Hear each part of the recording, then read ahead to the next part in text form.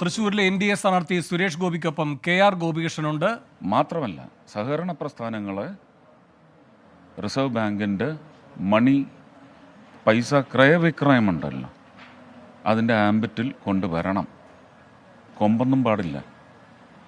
That's your promise. That's your promise. That is my target. I'll work up to that. ഈ ആദിവാസികളുടെ കാര്യത്തിന് വേണ്ടി അതിന് മുമ്പ് ഇത്രയും ഘോരം അവിടെ വാദിച്ച ആരുടെയെങ്കിലും ഒരു പേര് പറയൂ.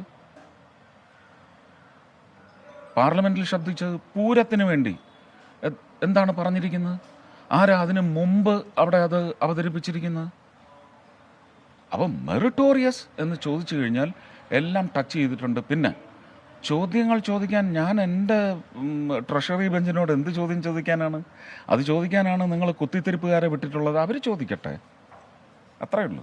സുരേഷ് ഗോപി ജയിച്ചാൽ കേന്ദ്രമന്ത്രി, ആ വാഗ്ദാനത്തെക്കുറിച്ച് അല്ലല്ല, അതൊക്കെ ഒരു പോളിറ്റിയുടെ ഭാഗമായിട്ട് ഒരു പാർലമെന്ററി പാർട്ടി ലീഡറിനെ തിരഞ്ഞെടുക്കും. അവരുടെ നിശ്ചയമാണ്.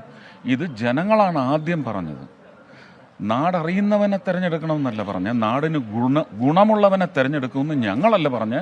മതിലുകളിലൂടെ എഴുതിയത് നിങ്ങളുടെ ചാനലുകളാണ് കാണിച്ചത്. അതാരോ എഴുതട്ടെ. അതൊക്കെ ഇപ്പോൾ അത് ആരെ കൊണ്ട് എഴുതി എന്ന് പറയുന്ന ആരോപണങ്ങളൊക്കെ വരും. ഞാൻ അതിലൊന്നും പോകുന്നില്ല.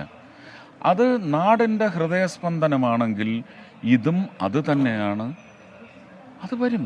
അത് അവർ പറയും, ഇവരത് ഏറ്റെടുത്ത് പറയും. ഞാനിതുവരെ പറഞ്ഞില്ലല്ലോ. എനിക്ക് സിനിമ ഇനിയും ചെയ്യണം, 2 വർഷത്തേക്കെങ്കിലും ചെയ്യണമെന്നാണ് ഞാനിപ്പോഴും പറയുന്നത്.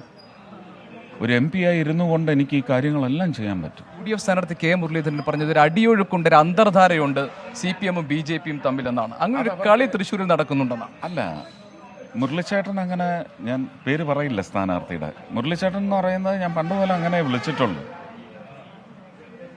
അത് ലീഡർ അടുത്തായാലും ഞാൻ അങ്ങനെ അഡ്രസ്സ് ചെയ്തിട്ടുള്ളൂ. അതിനി ഒരിക്കലും മാറ്റത്തില്ല.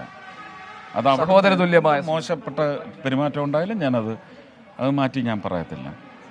മുരളിച്ചേട്ടന് CPM-ന്റെ ഘടനാപരമായ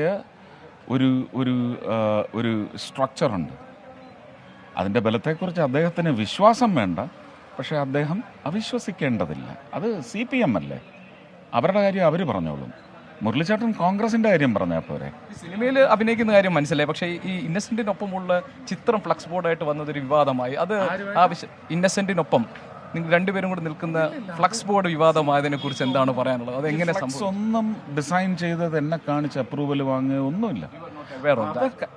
വേറൊന്നല്ല, അത് ഞാൻ അറിയേണ്ട കാര്യമില്ല. അത് അവർ ചെയ്യും. അത് തെറ്റാണെന്ന് തോന്നിയാൽ അവർ പിൻവലിക്കും, അത്രേ ഉള്ളൂ. അനൗചിത്യം ഉണ്ടെന്ന് തോന്നിയോ? പിന്നെ എനിക്ക് തോന്നിയില്ല. ടൊവിനോ ആയിട്ടുള്ളതിൽ അനൗചിത്യമായിരുന്നു. ഇന്നസെന്റ് ഇടതുമുന്നണിക്കൊപ്പം നിന്നുകൊണ്ട് ടൊവിനോ ആയിട്ടുള്ളത് മന്ത്രിയായിരുന്ന ആളല്ലേ, സാങ്കേതികമായിട്ട് അങ്ങേര് കൂടുതൽ അറിയണ്ടേ. അത് ഫ്ലക്സ് ബോർഡ് ആയിരുന്നില്ല. പക്ഷെ അല്ല, ഓ അത് ശരി.